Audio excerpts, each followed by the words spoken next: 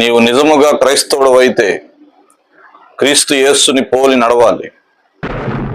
నీవు నిజముగా క్రైస్తవుడు అయితే క్రీస్తు యేసు సంఘమునకు మంచి పరిచారకుడవై ఉండాలి. నీవు నిజముగా క్రైస్తవుడు అయితే క్రీస్తు యేసుకు కలిగిన మనస్సును నీవు ఆయుధముగా ధరించాలి. నీవు నిజముగా క్రైస్తవుడు అయితే క్రీస్తు యేసునకు మంచి సైనికుని వలె ఆయన పక్షముగా పోరాడాలి.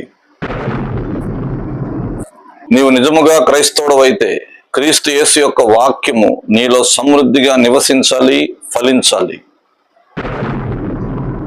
నువ్వు నిజముగా క్రైస్తవుడు అయితే క్రీస్తు యేసు యొక్క సమాధానం నీ హృదయంలో నిత్యము నిలిచి ఉండాలి.